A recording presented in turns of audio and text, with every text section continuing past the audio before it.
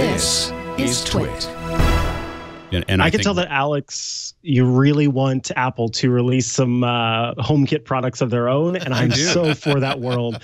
I am 900,000% for that world. Please let that happen. Yeah, and you just want everything when you open it up. Like when you open up a HomePod, it pulls a bunch of stuff and then it works. People have avoided HomeKit because it's hard to develop for, and for a while you had to have some hardware, a specific chip. And I think Apple do that anymore. I think Apple should have kept it. I mean, from a security perspective, and I think that Apple has made the biggest thing that they have done well is this whole privacy. The biggest risk for them is Australia, because if they start to really break into the hardware and de-encrypt stuff and put a back end in, that's a huge issue for Apple.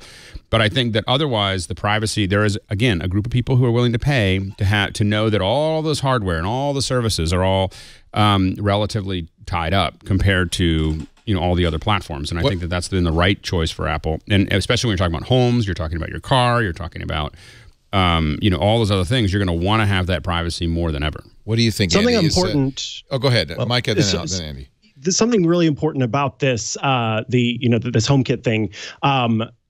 Whenever Apple first released the new specification to where you could do HomeKit authentication via software instead of hardware, I did some super deep digging in trying to understand what it is. And that's because there was a common misconception out there that if a product did not have the hardware chip from Apple, then it meant that it was less secure because it was using software-based authentication. That is not actually the case. Whether you use the hardware chip or you use the software chip, Apple's requirements for the security and the authentication process is the same. What the hardware chip allowed people to do, companies who manufactured smart home products, was make that whole thing easier for them. Apple did require it, yes, you had to have the chip, but what it did was you make your board and you connect all the stuff, the Wi-Fi thing, and it's all connected, and then you add that chip and it takes care of all of the processing. It does it, or rather authentication, and it does it in a low power way that was easier for folks who are making Bluetooth LE gadgets and Wi-Fi gadgets that were not connected to your normal house power. Was the resistance to that it was then an Apple-only product that couldn't work in other ecosystems?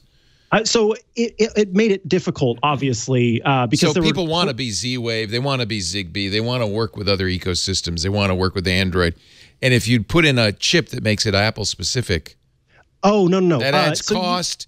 And does it limit your choices?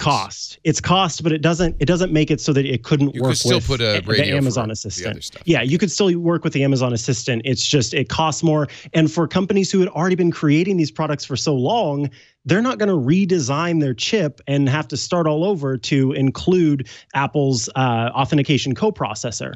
So when they came out with the software authentication option, it said, hey, you still have to do the exact same stuff. We've got to do, I can't remember all of the different things, but it's like doubly encrypted and this and that and the other. All of these different processes still have to happen, but we're letting you take care of that on your own now if you want to. You don't have to get this chip. And they still have to go and send the product to certain testing places that Apple has set up that they've said, okay, yeah, we give this an approval for doing the testing. That also is expensive. And that is expensive. Yeah. One thing that I do like about it, though, and this is about the privacy comment, is the fact that Apple, one of the requirements in order to have that works with Apple HomeKit badge is that you have to be able to completely set up the smart home product using the Home app for iOS. That means that there's no third party. You can't require them to use a third party app. Yeah. And then they lose user accounts. They lose the chance to connect with you over the server and things like that. So companies weren't good for users, good for Apple, but these companies all want to have bad for those companies. Yeah.